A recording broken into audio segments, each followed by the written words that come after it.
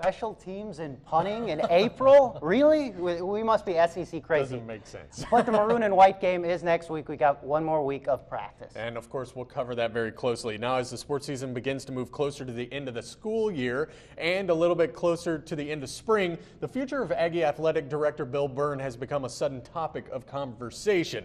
Byrne has been the leader of the Aggie Athletics since December of 2002, or the pre-Twitter age. His latest contract is set to end August 31st of 2013. When he signed that latest extension, Dr. Elsa Morano was the president of the school at the time. Since then, Byrne has then told current president Arbo and Lofton that his contract, this one, will be his last at A&M. So the big question now for President Lofton is, should he wait until 2013 to hire a new athletic director, or should he hire someone a little bit sooner? Obviously, you don't go up to the very last day of a contract and say, oh, I got to find an AD right now. So we've both been engaged for several months in conversations about the future.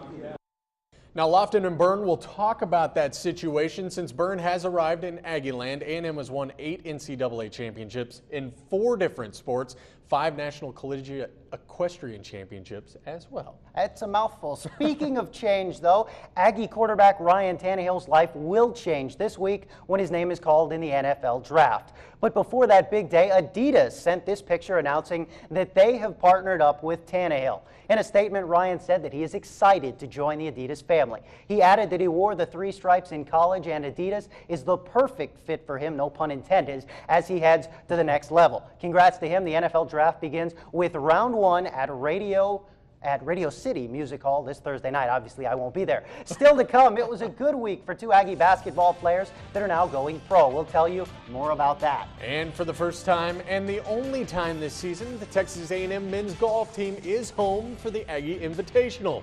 We'll head to the links when Aggie Sports Overtime returns. Welcome back to Aggie Sports Overtime. Time to put away the metal spikes, at least for now, and grab the rubber ones as we head out to picturesque Traditions Golf Course. And that's where we find the 13th ranked Aggie men's golf team competing in its final regular season event, the annual 10-team Aggie Invitational.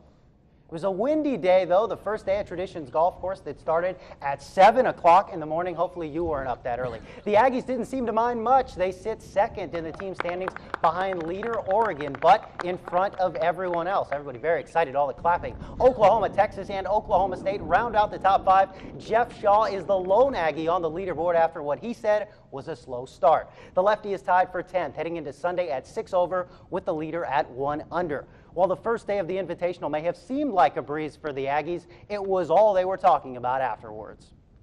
Only the IRS should have to count big numbers. Here's a look at the top 5 teams out of 10 that took the course today. Oregon State is at the top with a 7-stroke lead over the Aggies. Oklahoma, Texas, and Oklahoma State finish out the top 5. Oregon is currently ranked 13th in the nation. A&M is ranked 15th. Texas is ranked number 1.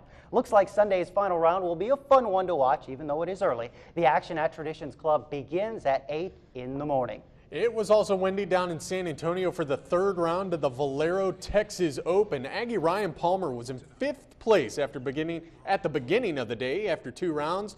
In the 3rd round, how about this? Putting for birdie on the par 4 9th.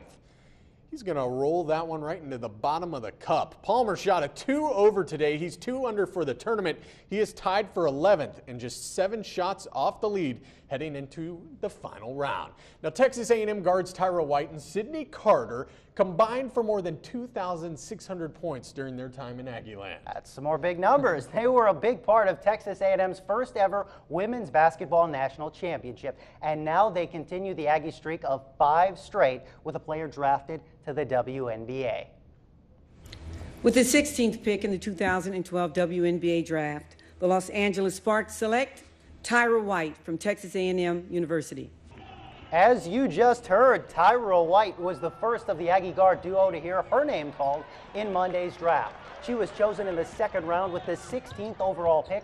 Los Angeles Sparks Vice President and General Manager Penny Toller says picking White was a no-brainer, and the organization is excited to see all of their draftees with the team. Tyra White's a baller, so she come up here and ball with the rest of the ballers. So we're really excited about having all of them. It's going to be great competition in practice, and it's going to be a battle for people to make the team, but it's nothing like healthy competition.